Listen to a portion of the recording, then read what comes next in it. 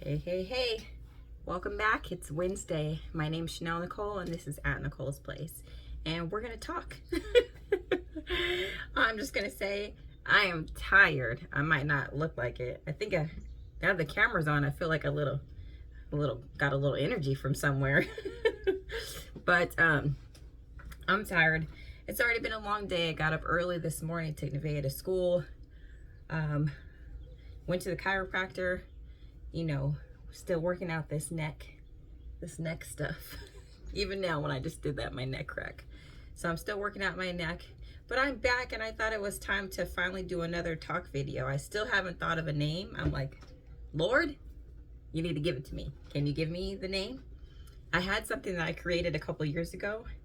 It was an acronym for something, and of course I can't find it. When you're looking for it, you're like, you can't find it, but when you're not looking for it, it just appears, and I'm like, oh, that's where that is, and then you forget. So it's one of those moments. But I kept asking myself, I was like, what am I going to talk about today? I don't know what to say. I guess I should start off with, I was sick. If you don't follow me on Instagram or Facebook, I made a lot of posts there. I was sick. It wiped me out for like 3 weeks, and then I had to go through the whole reset. Let's get the house back in order. Let's somewhat get back to a routine. And now I'm back. As I was cleaning, doing my chores for the day, I started thinking and saying, I'm thankful for the beginning. I'm thankful for my beginnings. And I started thinking about it because my daughter the other day, she was telling me, Mommy, I'm so thankful. I gotta act out her voice.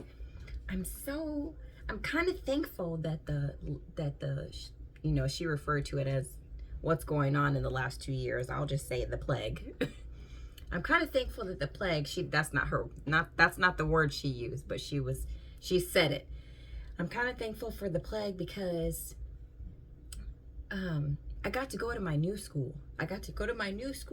And now I'm doing so much better. And you never know what God's plan is. My 8-year-old, almost 9-year-old, this is how she's talking to me. And I said, oh, really?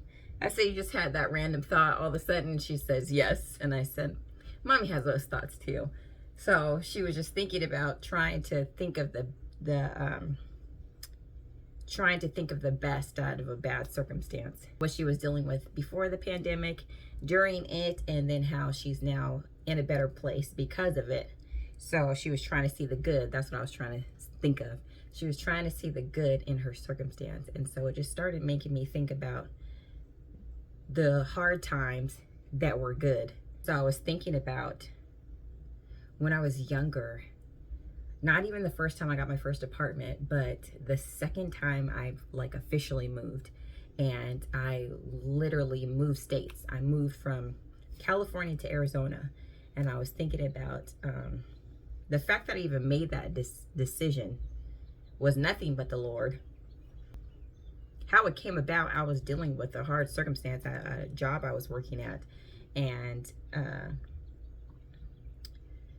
I quickly learned that there was no positive outcome. I was not going to move up, even though I had been in active roles in this position, active lead roles, and some things happened, and I was like, okay, it's time for me to do something.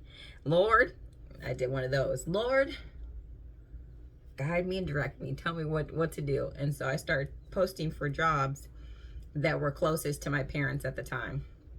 So I was still young. I was already 21, but I was probably 23, somewhere around there, 23.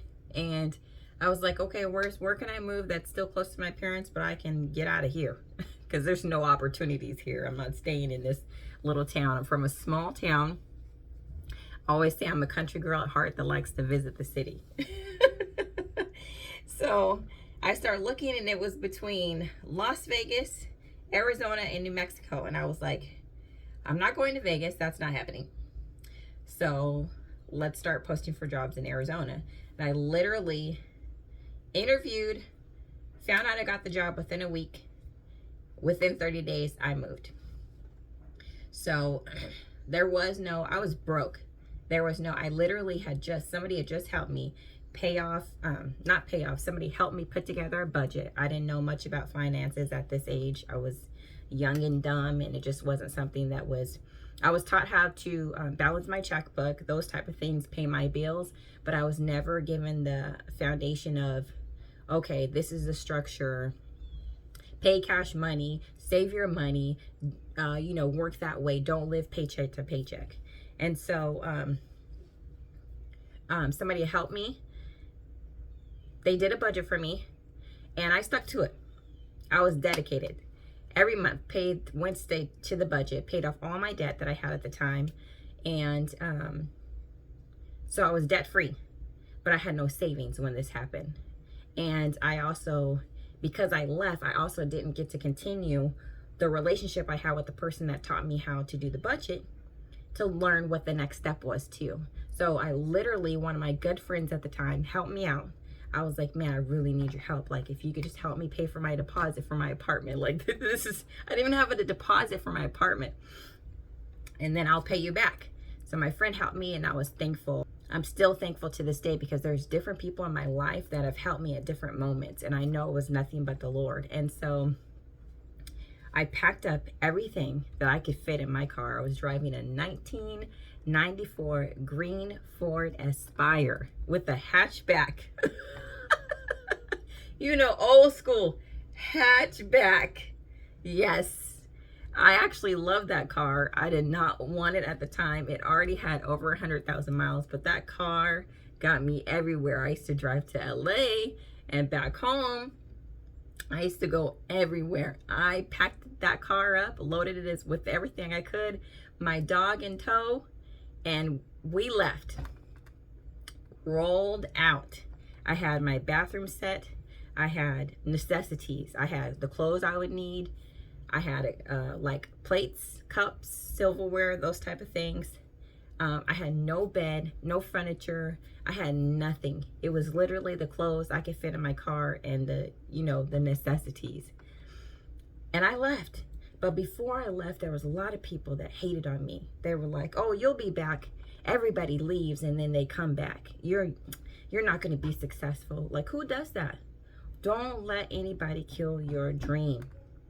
Don't tell everybody your business. They will smile on your face and talk trash behind you.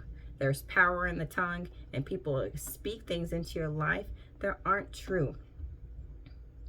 That aren't true. And had I listened to those people, I might not be where I am today. And so I'm thankful for the beginning. I'm thankful that I was willing to take a chance and go for an opportunity at such a young age. I had no family, no friends when I moved to Arizona. Thank the Lord I was single at that time, so I didn't have a child. And I left. And when I left, there was a period where I was like, wow, I see why people go back. I see why they go back, because it was hard. I'm not going to lie. It was hard. But very quickly, over time, I did develop friends, and it was very different, because people would be like, oh, you live by yourself? Like, oh, you just moved here, you don't have any family? Oh, come out with us. And before you knew it, I was playing softball. I just did things that I normally wouldn't do. I just signed up for stuff.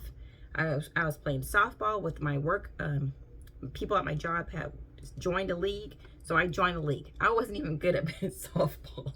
I played in the right field. Hey, but I was getting down. And I used to be able to, camera's moving.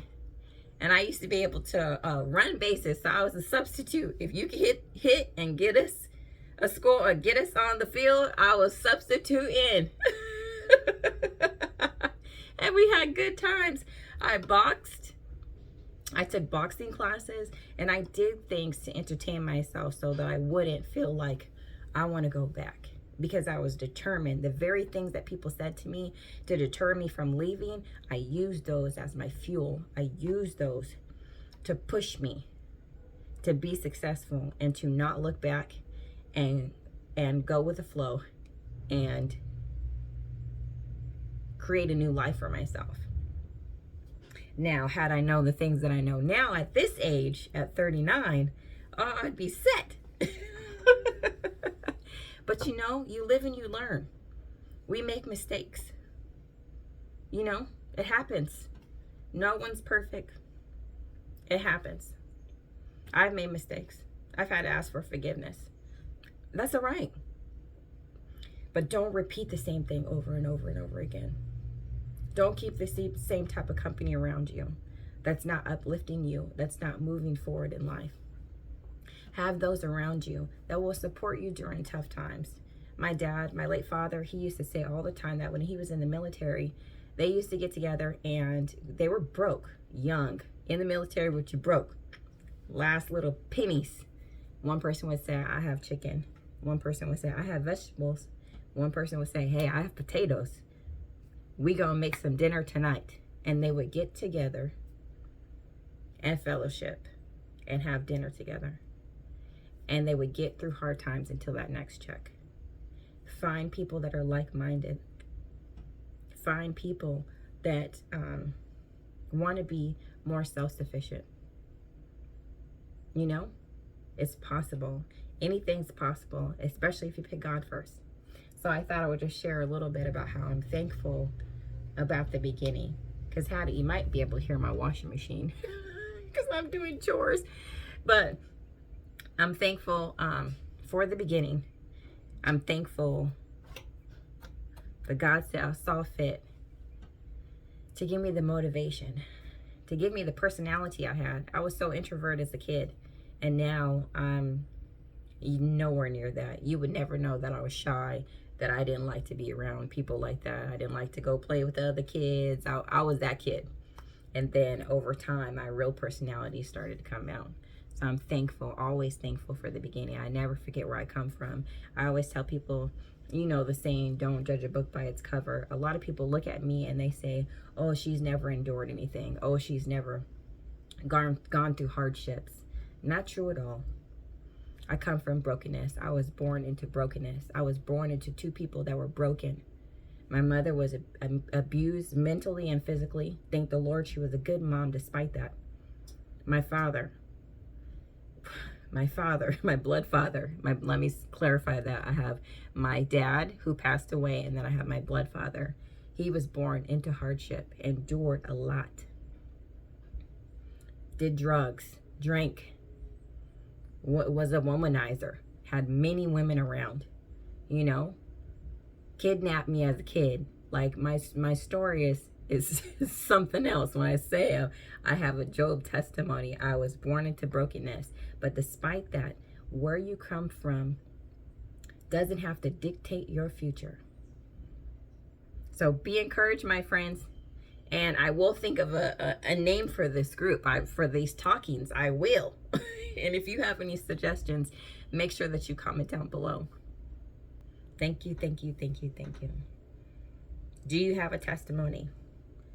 Talk about your truth, because it will set you free. I'm out.